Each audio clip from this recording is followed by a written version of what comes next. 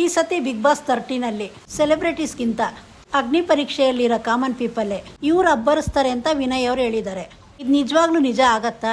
ನಾವು big boss 12 season ನೋಡ್ಕೊಂಡ್ ಬಂದಿದ್ದೀವಿ. ಇದರಲ್ಲಿ ಬರೀ ಸೆಲೆಬ್ರಿಟೀಸೇ ಗೆದ್ದಿಲ್ಲ, ಯಾರು ಅಂತ ಗೊತ್ತಿಲ್ಲದೆ ಇರೋರು ಗೆದ್ದಿದ್ದಾರೆ. ಯಾಕಂದ್ರೆ ಬಿಗ್ ಬಾಸ್ ಅಂದ್ರೆ ಒಂದೇ ಸಮ ಇರೋರನ್ನ ತಂದು ಬಿಡಲ್ಲ. ಅಲ್ಲಿ ವಯಸ್ಸಾಗಿರೋರು ಇರ್ತಾರೆ, ವಯಸ್ಸಲ್ಲಿ ಕಮ್ಮಿ ಇರೋರು ಇರ್ತಾರೆ. ಅದೇ ರೀತಿ ಫೇಮಸ್ ಆಗಿರೋರು ಇರ್ತಾರೆ, ಫೇಮಸ್ ಇಲ್ಲದೆ ಇರೋರು ಇರ್ತಾರೆ. ಬಿಗ್ ಬಾಸ್ಗೆ ಬರೋದಕ್ಕಿಂತ ಮೊದಲು ಅವ್ರು ಯಾರು ಅಂತಾನೆ ಗೊತ್ತಿರಲ್ಲ. ಬಿಗ್ ಬಾಸ್ಗೆ ಬಂದಮೇಲೆ ಫೇಮಸ್ ಆಗ್ತಾರೆ. ಅವ್ರು ಗೆದ್ದಿರೋ ಉದಾಹರಣೆಗಳು ತುಂಬ ಇದೆ. ಇಷ್ಟೇ ಅಲ್ಲ, ಹೊರಗಡೆ ಹೆಸರು ಕೆಡಿಸ್ಕೊಂಡಿರೋರು ಒಳಗಡೆ ಬಂದಮೇಲೆ ಹೆಸರು ಮಾಡಿದ್ದಾರೆ.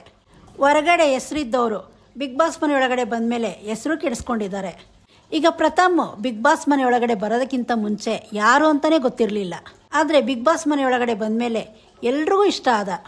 ಆಚೆ ತುಂಬ ಹೆಸರು ಮಾಡಿರೋರು ಆ ಸೀಸನಲ್ಲಿದ್ದರು. ಆದರೆ ಪ್ರಥಮ್ ಆ ಸೀಸನ್ ವಿನ್ ಆದ.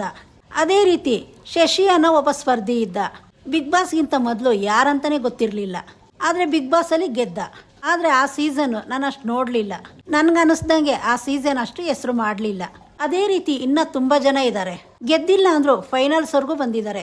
ಈಗ ಚಂದನ್ ಶೆಟ್ಟಿ ಸೀಸನಲ್ಲೇ ದಿವಾಕರ್ ಅಂತ ಒಬ್ಬ ಇದ್ದ, ಅವನು ಸೆಕೆಂಡ್ ಬಂದ. ಈಗ ನಮಗೆ ಒಳ್ಳೆ ಉದಾಹರಣೆ ಅಂದರೆ ರಕ್ಷಿತಾ ಹೊರಗಡೆ ರೀಲ್ಸ್ ಮಾಡ್ಕೊಂಡಿದ್ಲು. ರಕ್ಷಿತಾ ಆಚೆ ಇರಬೇಕಾದ್ರೇ ಅಭಿಪ್ರಾಯ ಬೇರೆ ರೀತಿ ಇತ್ತು.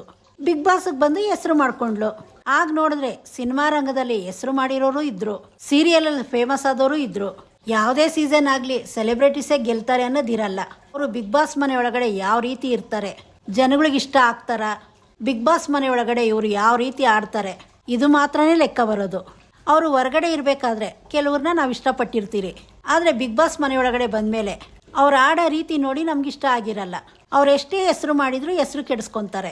ಈಗ ವಿನಯ್ ಅವರು ಒಂದು ಭರವಸೆ ಕೊಟ್ಟಿದ್ದಾರೆ. ಅಗ್ನಿ ಪರೀಕ್ಷೆಯಲ್ಲಿ ಒಂದು ಟಾಸ್ಕ್ ಕೊಟ್ಟರು.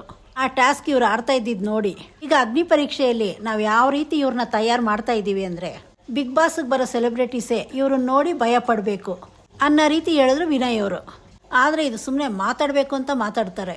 ಬಿಗ್ ಬಾಸ್ ಮನೆ ಒಳಗಡೆ ತಯಾರಾಗ್ಬಿಟ್ಟು ಯಾರೂ ಹೋಗೋಕ್ಕಾಗಲ್ಲ. ಆಗ ನೋಡೋಕ್ಕೋದ್ರೆ ಬಿಗ್ ಬಾಸ್ ಮನೆ ಒಳಗಡೆ ಹೋಗಬೇಕು ಅಂತ ಎಷ್ಟೋ ಜನಕ್ಕೆ ಅನಿಸಿತ್ತು. ತುಂಬ ಜನ ತಯಾರಾಗಿನೂ ಹೋಗಿರ್ತಾರೆ, ಹಂಗಿರ್ಬೇಕು ಹಿಂಗಿರ್ಬೇಕು ಅಂದ್ಬಿಟ್ಟು. ಹಿಂದಿನ ಸೀಸನ್ ಎಲ್ಲ ನೋಡಿ ಈ ರೀತಿ ಇದ್ದರೆ ನಾನು ಗೆಲ್ಬೋದು ಅಂದ್ಕೊಂಡು ತುಂಬ ಜನ ಬಂದಿರ್ತಾರೆ.